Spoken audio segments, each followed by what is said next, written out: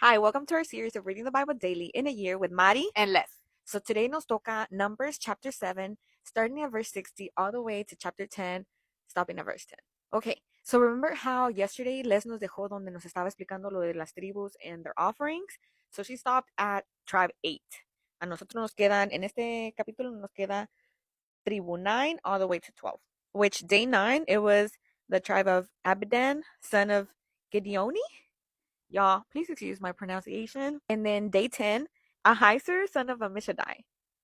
That one actually, I sounded like a pro girl. Day 11 is Pagiel, son of Okron. That sounded French. Pagiel.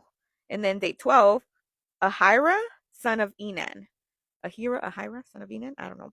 And just like Les explained, every offer that each tribe brought was the same exact thing.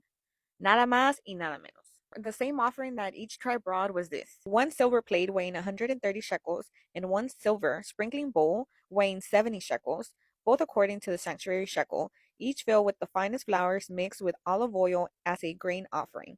One gold dish weighing 10 shekels, filled, filled with incense, one young bull, one ram, and one male lamb, a year old, for a burnt offering, one male goat for a sin offering, and 2 oxen, 5 rams, 5 male goats, and 5 male lambs, a year old, to be sacrificed as fellowship offering.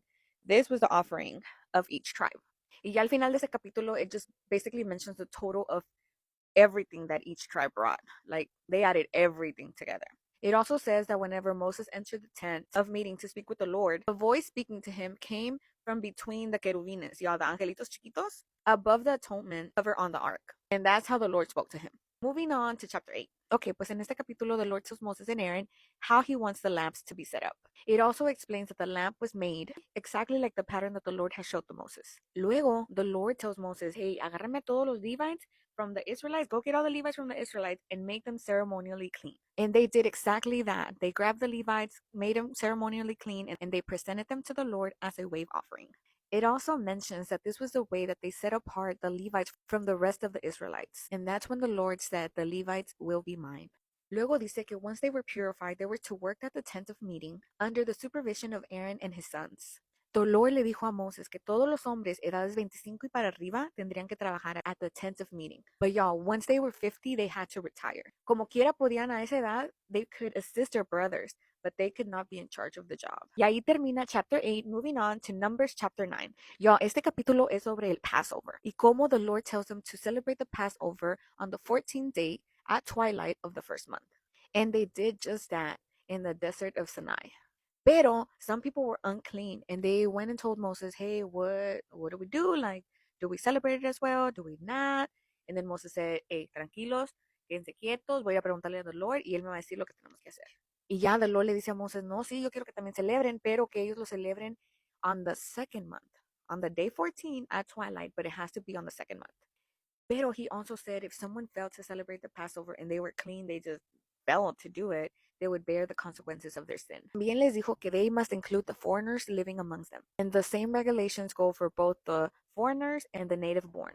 Then it moves on to telling us how the Lord guided the Israelites with a cloud over the tabernacle. During the day, la nube cubría el tabernacle y en la noche se miraba como fire. When the cloud would move, the Israelites would pack and they would travel. Ya cuando the cloud would stay in one place, ellos también se quedaban. Sometimes it was just overnight, other times it was months, years. No matter how long it lasted, they obeyed God and only moved whenever He told them. Y ahí termina chapter 9, moving on to Numbers chapter 10, stopping at verse 10. Este capítulo explica how the Lord tells Moses to make 2 silver trumpets so that they can guide the Israelites. These trumpets were used to call everyone together y también para dar diferentes señales, como cuando it was time to move the camps. Different trumpet sounds meant different things.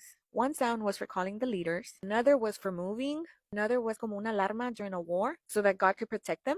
Pero también dice que las trompetas were used during times of tiempos de alegría, fiestas, and sacrifices, just to remind them that the Lord was their God. Y ahí es donde terminamos en versículo 10. So Les, what are we reading tomorrow? Mari, tomorrow we go on Numbers 10, starting at verse 11, all the way to chapter 13, stopping at verse 16. Entonces, amigos, ya saben, vengan tomorrow for more Biblia and Vibes y recuerden de traer su cafecito O tecito. Bye.